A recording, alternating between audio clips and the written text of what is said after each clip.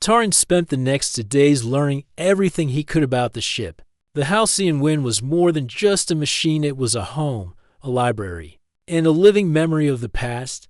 The ship had waited 5 centuries in the desert, untouched. Impatient, like it knew someone would return one day, Voro, the ship's calm and helpful voice, became his guide. Every room had a purpose, every system had a backup. The Halcyon Wind had been built for long journeys, far beyond Earth. Taran was amazed at how advanced the ship was compared to anything he had ever seen on the surface. One evening, while walking through the storage room, Taran found a hidden door. It opened with a soft hiss. Inside was a small vault with blinking lights and sealed boxes. Voro explained, "These are mission logs and encrypted data files left by Admiral Raylan. They were placed here before the ship entered sleep mode." Taran sat down and opened the first log. A small screen showed the face of a man's strong eyes, calm voice, and a peaceful smile. This was Admiral Raylan, the man Taran had heard about but never seen. The Admiral spoke, "To my future kin, if you are seeing this, then the stars may be silent. But hope is not gone. Earth has retreated, and the colonies have broken apart. I gave the order to hide this ship, not out of fear but for protection. History must survive, and one day it must rise again." Taran watched the whole message. Then another, and another. Some logs were personal, where Raylan spoke of the beauty of the stars, his crew, and the feeling of flying between worlds. Others were about missions carrying supplies, making peace between colonies, helping lost ships return home. But one message stood out. It was short, and the Admiral's face looked serious. "There's a chance," Raylan said, "that some colonies survive the silence. One of them is called Beacon Planet. If someone finds this ship, they must go there. It may be the last light in the dark." Taran touched the screen and closed the message. His heart was full of questions. What had really happened to Earth's golden age? Why did people stop exploring? Could he, a simple desert explorer, really bring any of it back? He stood and walked to the window. The stars were shining outside, calm and endless. Maybe this was his chance to find answers not just for himself, but for everyone who had forgotten what once was. The next morning, he gave Voro the command. "Start flight preparation. Set course for Beacon Planet." Voro answered, "Flight systems ready. Estimated time to Beacon Planet, 5 days with 1 fuel stop near Jupiter's outer belt. Do you wish to depart now?" Taran nodded. "Yes, let's fly." The engines came alive with a smooth hum. The sand around the ship blew away as the Halcyon Wind slowly lifted off the ground. For a moment, it hovered, as if stretching after a long sleep. Then, with soft power, it rose into the sky. Taran sat in the command chair, watching Earth grow smaller behind him. He had never left the ground before, but it didn't feel scary. The ship felt like home now, leaving Earth orbit. Voro said, "Next stop, Jupiter Fuel Relay," as the ship moved through space. Taran studied the star map. He saw names of places that once belonged to humans, planets, moons, and stations. Many were dark now, with no signals, no movement, but a few still had small blinking lights. Beacon Planet was one of them. He wondered what kind of people lived there now. Did they remember Earth? Did they speak the same language? Would they welcome him or fear him? Voro noticed his silence. "Are you concerned about what we may find?" Taran smiled a little. "I'm curious. I think that's a good thing." During the journey, Taran spent time learning the ship's systems. He practiced how to control direction, how to read fuel levels, and how to send short messages. Voro taught him with patience, step by step. Taran liked that. He never felt rushed. At night, he sat by the window and watched the stars pass. They didn't twinkle like they did from Earth. Out here, they burned steady and bright. It was quiet in space, but it wasn't empty. It felt full of stories. On the second day, the ship passed an old satellite drifting alone. Its metal was rusted, and it no longer worked. Taran stared at it through the screen. "Who built that?" he asked. "It was once part of a listening station for deep space," Voro replied. "It likely stopped working more than 400 years ago." Taran shook his head. So much was lost. Not lost, Voros said gently, just waiting to be remembered. By the fourth day, the ship reached the Jupiter Fuel Relay, a floating station powered by solar rings. The halcyon wind docked smoothly. Voro ran the fuel transfer while Taurian explored a little inside the empty station. The place was quiet, with metal walls covered in dust. But there were signs that someone had been there recently. Small footprints and a half-full water bottle. Maybe he wasn't alone in trying to reach the stars. Once the ship was ready, they set off again. On the fifth day, Beacon Planet came into view. It was a bright blue and green world, spinning slowly near a twin star system. The sensors picked up something, a signal, faint but real. It's alive, Taurian whispered. There's still life down there. As the halcyon wind approached, a message came through the ship's speaker. Unidentified vessel. This is Beacon Planet. State. Your origin. Earth is restricted. Taurian looked at Voro. Should I answer? Yes, said the AI. With truth. Taurian took a deep breath and pressed the button. This is Taurian. I'm from Earth. I found an old ship in the desert. It remembered me. I just want to talk. There was silence for a few moments. Then, a calm voice replied, proceed with caution. You are not forgotten. Taurian leaned back in his chair. Beacon Planet was ahead. The stars had opened their eyes once again. Ewind had grown quieter. The only sound Toma could hear was the soft hum of the hover sled down below. From the top of the dune, he watched as the Ruunas moved around their vehicle. They were busy fixing something near the back panel, sparks. Flew as one of them used a small tool, maybe trying to fix the power source. The being they were dragging, still tied by its arms, was lying still on the sand. Toma could now see its face more clearly. It had smooth blue skin, large dark eyes, and a narrow nose. The being looked young, maybe even smaller than Toma, and had a quiet, gentle look. Even now, it wasn't struggling or screaming. It looked more tired than afraid. Toma felt a mix of sadness and anger. He didn't know who this alien was, but he knew it wasn't right to treat any living being this way. The desert was already a hard place, dragging someone behind a hover for miles. It was cruel. But what could he do? Toma counted the Ruunas. There were 5. All of them had armor, and at least 2 were holding long pulse rods. Those rods weren't made for mining or work. They were weapons non-lethal, but strong enough to knock someone down with one hit. Toma had no weapons, only the tools in his rover, a wrench, some cables, a flare stick, and a few spare batteries. Still, his mind was racing with ideas. He wasn't a fighter, but he was clever. He could build and fix anything with the right parts. He quietly slid down the dune and returned to his rover, which was parked behind a group of rocks. The sun was almost gone now, and the sky was turning purple. Soon it would be night, and that could work in his favor. Toma opened the back hatch and quickly searched his supplies. He grabbed a bright red solar flare, a roll of wire, and a portable sound unit. It was an old machine that could play back signals or create noise to distract animals. As he worked, he kept thinking about the alien. Who was she? Why had the Ruunas taken her? Was she just in the wrong place at the wrong time? Or was there something special about her? Toma didn't know, but he didn't like waiting. He finished setting up his small distraction system. He placed the sound unit a short distance from the hover sled, hidden under a pile of sand and rocks. Then he connected it to a timer. 5 minutes. Next, he climbed to the other side of the dune, holding the flare in one hand and the wrench in the other. His heart was beating fast, but he stayed calm. The desert was silent now. Even the wind had paused, like it was holding its breath. When the timer hit 0, the sound unit clicked on. A loud, broken noise echoed through the air like a strange bird or machine. The Ruunas immediately turned their heads. 2 of them ran toward the sound with their pulse rods ready. The others shouted something in their own language.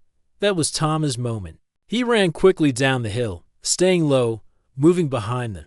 However, the alien was still tied, her body shaking slightly with each breath.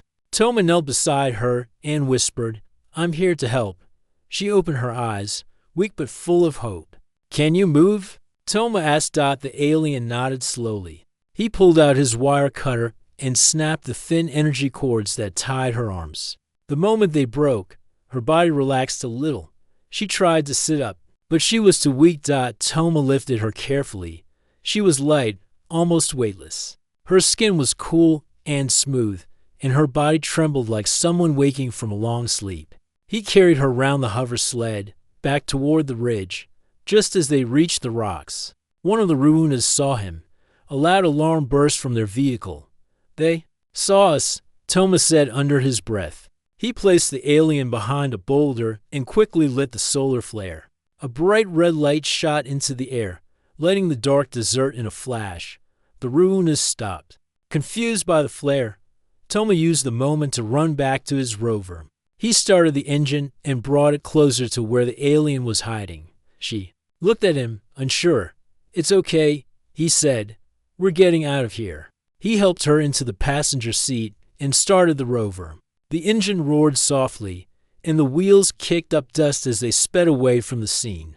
Behind them, the Ruunas shouted and fired stunned shots, but they missed. The desert was wide and open, and Toma knew how to drive across it like the back of his hand. After a few minutes, they were far enough that the hover could no longer be seen. The night sky was full of stars, and the cool wind began to blow again. The alien leaned back in the seat, her breathing calm now. She touched a small device near her neck, and a soft voice came out from a speaker. "Thank you," the voice said. Toma smiled. "Who are you?" he asked. "My name is Naru," the voice replied. "I'm not from this world. I was here to observe. I did not expect to be found." "Why were they dragging you?" Toma asked. "They wanted to sell me," Naru answered. "My kind is rare. They don't understand peace." Toma was silent for a moment. Then he said, "You're safe now. I'll take you to an old mining tunnel. No one will find us there." Naru looked at him with soft eyes. "You're human," she said, "but not like the others I studied. You help me." Toma didn't know what to say. He was just a mechanic. He never thought he'd be running from space pirates or saving someone from another world. But now, in the quiet of the desert night, he felt something new. This was just the beginning. The desert wind picked up as the night grew deeper. Stars twinkled above like small lights scattered across the dark sky. Toma drove his rover through the sandy paths, careful not to leave clear tracks. The alien girl, Naru, sat beside him quietly, her hands resting on her lap. She had spoken only a few words through her voice device. Her energy was still low, and her body moved slowly, as if every breath took effort. But her eyes stayed open now, watching Toma with interest. Toma glanced at her. "We'll be at the mining tunnel soon," he said. "No one uses it anymore. We'll be safe there for a while." Naru gave a small nod. The wind blew through the open sides of the rover, brushing against her soft blue skin. 10 minutes later, Toma slowed the rover and turned sharply toward a rocky hill. At its base, half covered by sand, was a narrow opening. He parked the rover behind a group of tall stones, hidden from the sky. Then he helped Naru climb down and led her toward the tunnel. The entrance was tight, just wide enough for one person. Inside, it opened up into a larger space, a forgotten chamber from old days when people used to dig for crystals and metals. The air inside was cool and still. Toma lit a small lantern and placed it on the ground. "This was my father's work. Sight," he said. "He used to bring me here when I was a kid." Naru sat down slowly against the wall. The soft light touched her face, showing the calm lines and smooth glow of her skin. She closed her eyes for a moment, then pressed a small button near her neck. The voice device turned on again. "I feel safe," the gentle voice said. Toma smiled. "Good. You need rest. I'll keep watch." He pulled out a blanket and offered it to her. She wrapped it around herself without speaking. For the next hour, the two sat in silence. Toma listened for sounds outside: hover engines, footsteps. Anything but the desert remained quiet. At last, Naru opened her eyes again. She touched the voice device. "Why did you help me?" the speaker asked. Toma looked up. "I don't know." He answered honestly. I saw what they were doing. It felt wrong. Most would not stop. I'm not most, he said with a small smile. Nara tilted her head slightly. You're different than the humans I studied. You were studying us, yes, she said through the device.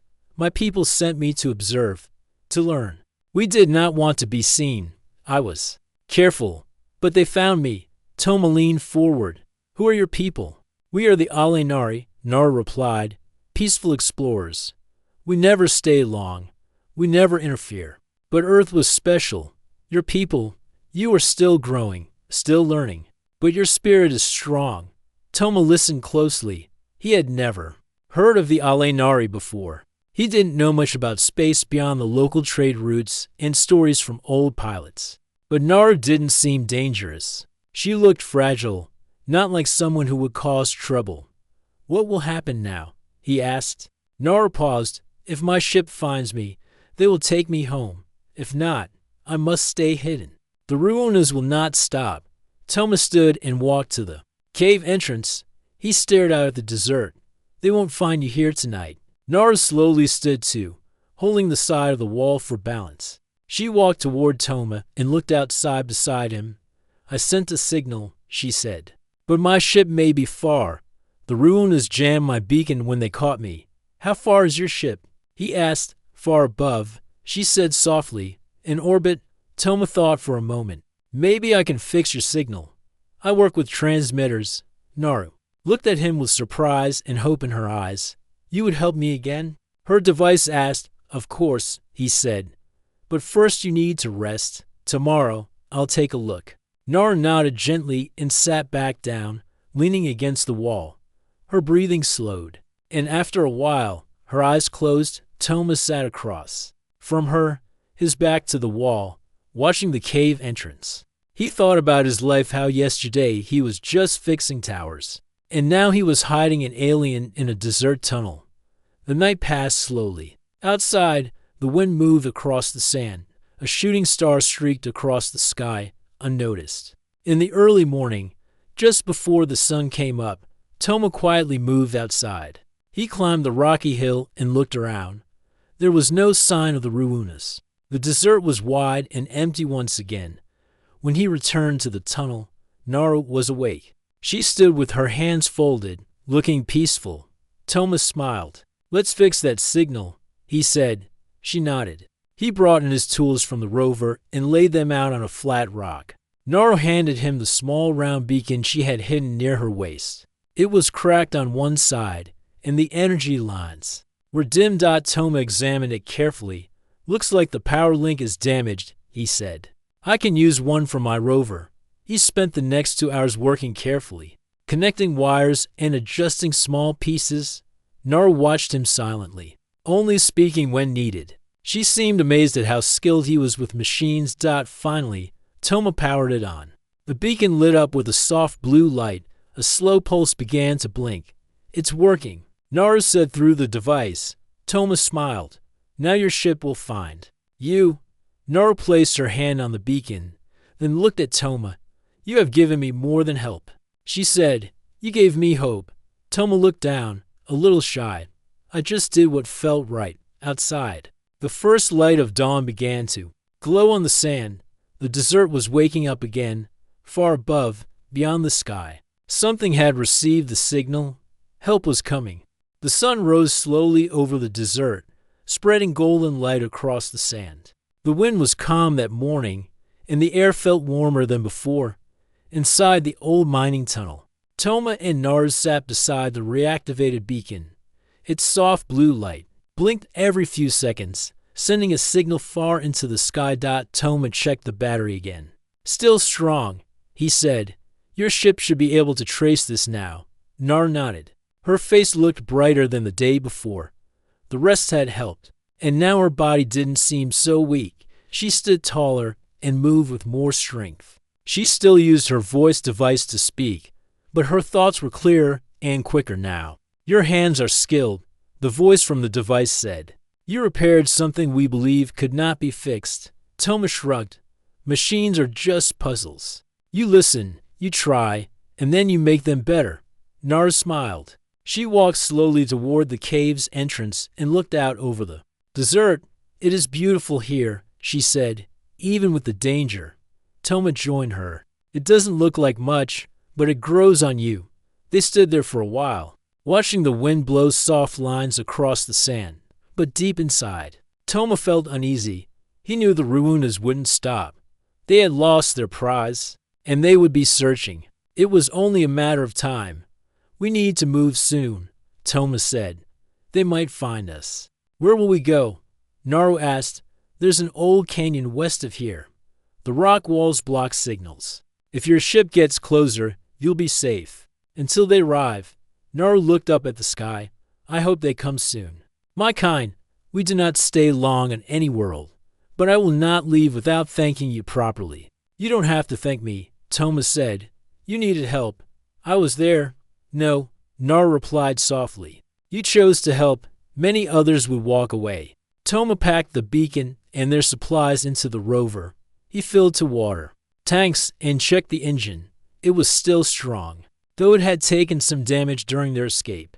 He made a few quick adjustments, then helped Naru climb into the seat again. They started toward the canyon. The ride was rough at first. The path was uneven, full of rocks and dips, but the further they drove, the quieter the world became. No other vehicles, no other sounds, just them and the wind. Along the way, Naru asked questions. What do humans dream of? She asked once. Toma smiled. Some dream of flying. Others dream of peace. Most just want to live a good life, Naru nodded. We are not so different. She told Toma about her world, a place full of light force and soft skies. Her people lived in floating homes, and they shared their knowledge with each other. They never fought. They never ruled. They simply watched and learned. Toma listened carefully. It sounded like a story from a book, a peaceful world with no greed or war. He couldn't imagine it, but he liked hearing about it. After 2 hours of travel, they reached the canyon. The tall rock walls rose on both sides like natural towers. The space between them was narrow and shaded, with smooth stone floors and patches of old dust. Toma parked the rover behind a large rock and turned off the engine. This is it, he said. Naru stepped out and looked around. The air here was cooler. It felt safe. We will wait here for the ship, she said. Toma nodded. I'll keep watch.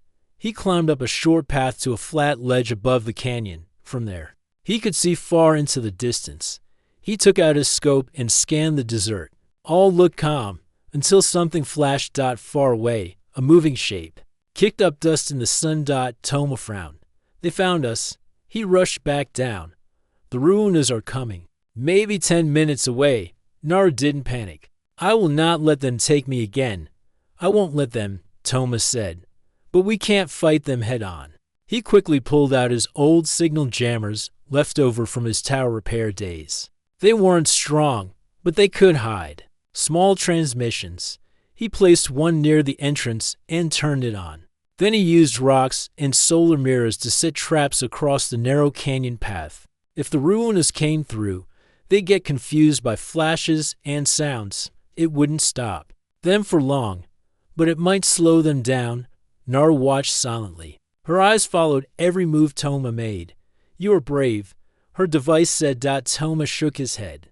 I'm just stubborn.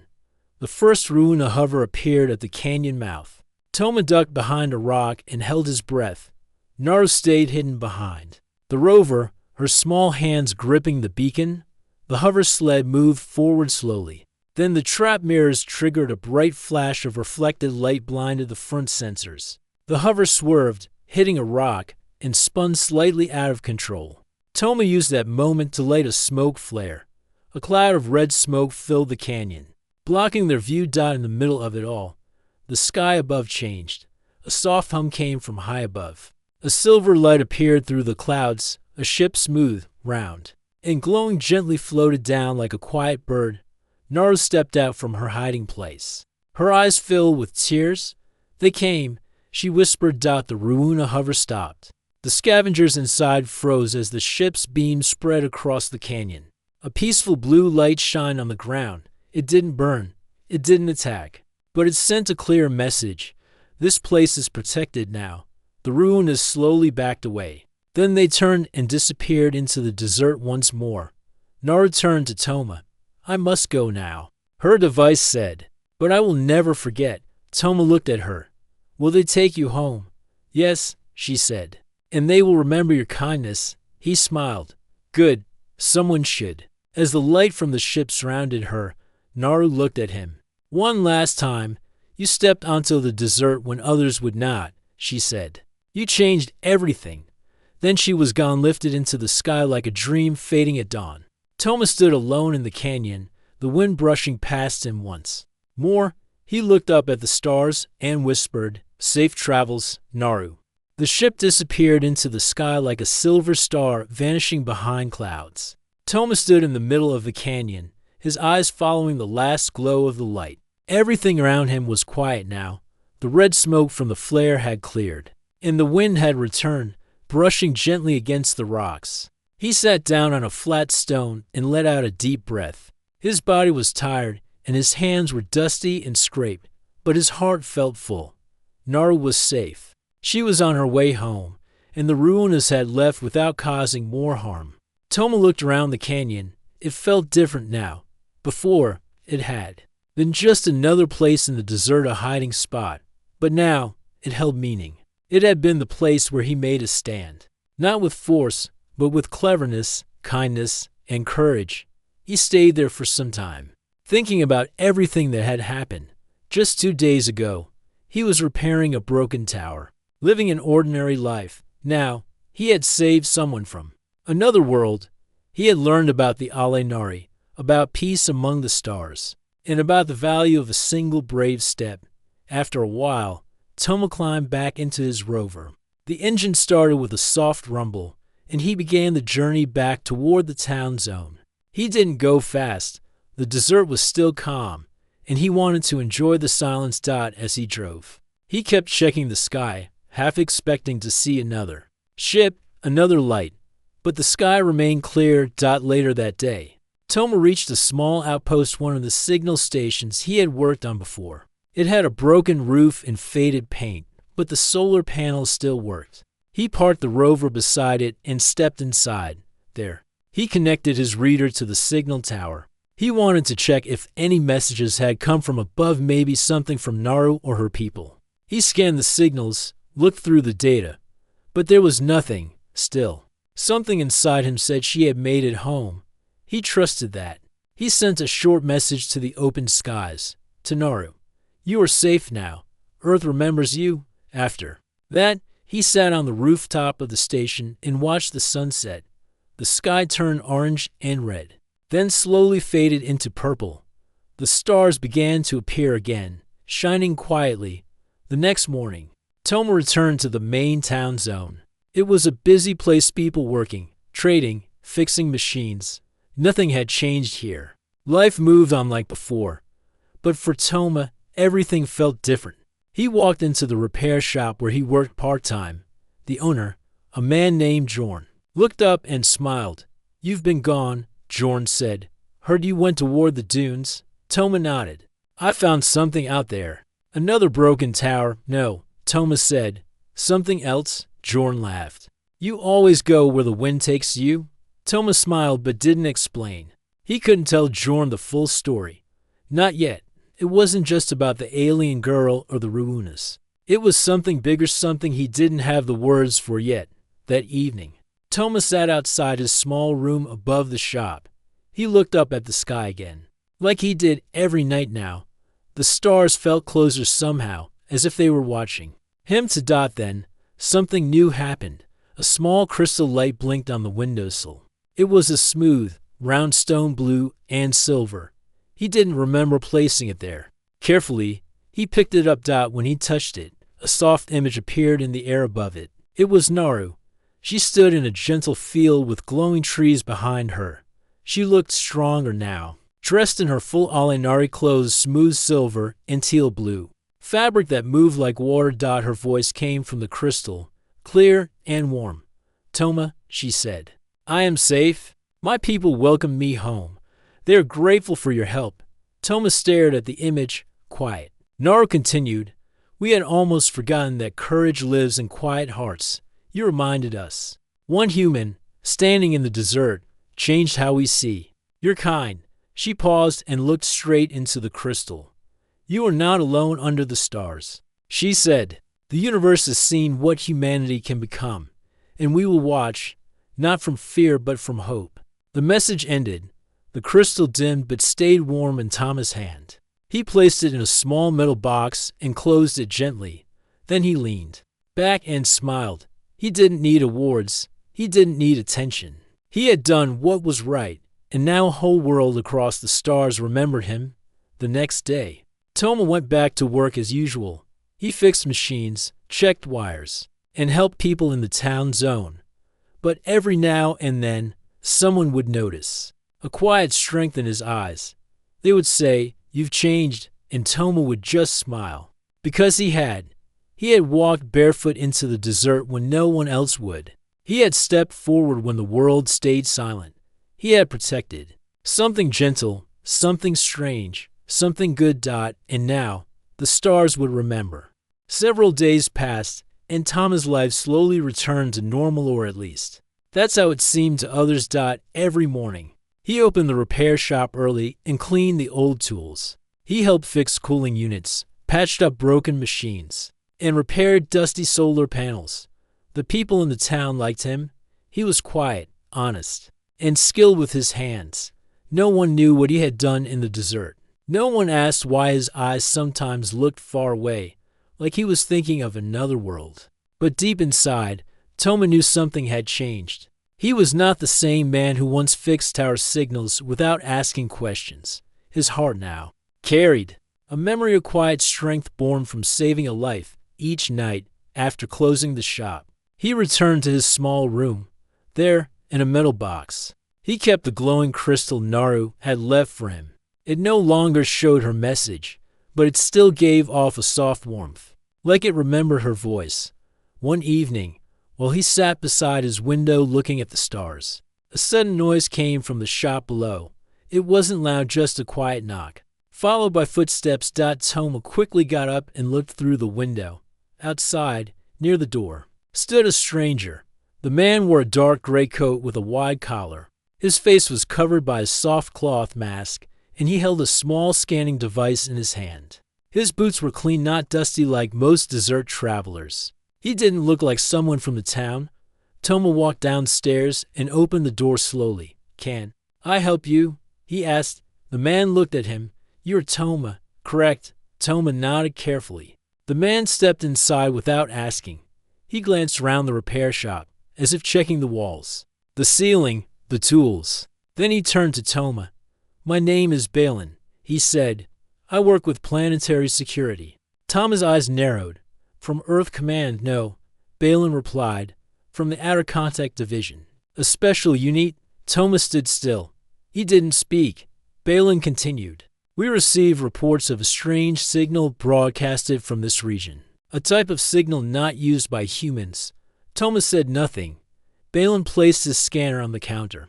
"We traced the source to somewhere near the old canyon. You know anything about that?" Toma gave a calm reply. "A lot of dust out there. Not much else." Balin studied his face. "Did you see a ship?" Toma shook his head. "I fix machines, not watch the sky." There was a long pause.